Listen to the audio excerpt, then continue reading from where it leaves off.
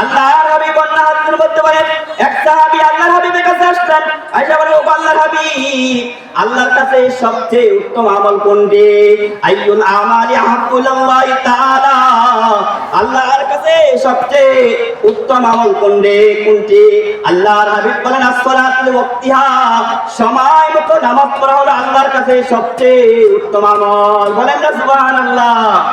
কি ভাই ভাইতে সুবহানাল্লাহ বলেন, আর জোরে বলেন সুবহানাল্লাহ।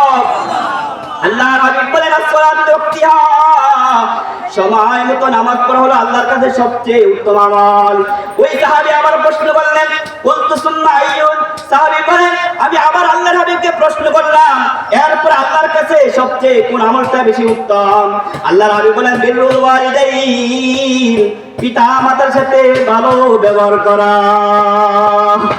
কি ভাই আমার যুবক ভাইরা, মা বাবার সাথে ভালো ব্যবহার করবেন। কাদের সাথে বলেন? বিররুল ওয়ালিদাইন। দুই নম্বর আল্লাহর সাথে সবচেয়ে উত্তম আমল হলো আল্লাহর কাছে বিররুল ওয়ালিদাইন, পিতা মাতার সাথে সদ্ব্যবহার করা। দোস্ত আমার, তিন নম্বর ওই সাহাবী বলেন, কুনতু আইয়ুন, এরপর আল্লাহর কাছে সবচেয়ে উত্তম আমল কোনটি? আল্লাহ হাবিব বলেন, আল জিহাদু ফি সাবিলিল্লাহ, আল্লাহর রাস্তায় জিহাদ করা হলো সবচেয়ে উত্তম আমল। বলেন না সুবহানাল্লাহ?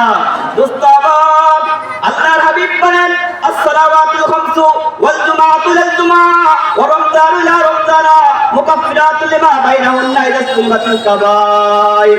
আল্লাহর হাবিব বলেন, এক রমজান, যে ব্যক্তি পাঁচ ওয়াক্ত নামাজ আদায় করবে, রমজানের রোজাগুলো রাখবে। আল্লাহর হাবিব বলেন, যে ব্যক্তি পাঁচ ওয়াক্ত নামাজ আদায় করবে, রমজান শরীফের রোজা রাখবে। আল্লাহর হাবিব বলেন, সে যদি সমস্ত কবিরা গুনাহ থেকে বেঁচে থাকে, আল্লাহ তাআলা তার সমস্ত গুনাহ মাফ করে দিবেন। বলেন না সুবহানাল্লাহ? আল্লাহ তাআলা তার সমস্ত গুনাহ মাফ করে দিবেন। ও দোস্ত আমার, আল্লাহর হাবিব বলেন, সাল্লু খামসাকুম ওয়া সুমু শাহরাকুম ওয়া আতু যাকাতা আমওয়ালিকুম ওয়া আতিউ আমরিকুম তাদখুলু জান্নাত রাব্বিকুম। আল্লাহর হাবিব বলেন, তোমরা পাঁচ ওয়াক্ত নামাজ সুন্দর মতো আদায় করো। সাল্লু খামসাকুম ওয়া সুমু শাহরাকুম, রমজান শরীফের রোজা রাখো। আল্লাহর হাবিব বলেন, তোমরা তোমাদের সম্পদের যাকাত আদায় করো। তাহলে কি হবে? ওয়া আতিউ আমরিকুম, তোমাদের শাসনকর্তার কথা মেনে চলো। এরপরে তোমরা নিরাপদে আল্লাহর তৈরি জান্নাতে তোমরা প্রবেশ করতে পারবে। সুবহানাল্লাহ। ও দোস্ত আমার, পৃথিবীর প্রত্যেকটা সেক্টরে, প্রত্যেকটা অনুষ্ঠানে প্রত্যেকের জায়গা আলাদা থাকে, প্রত্যেকের সম্মান আলাদা থাকে, ঠিক না বেটে?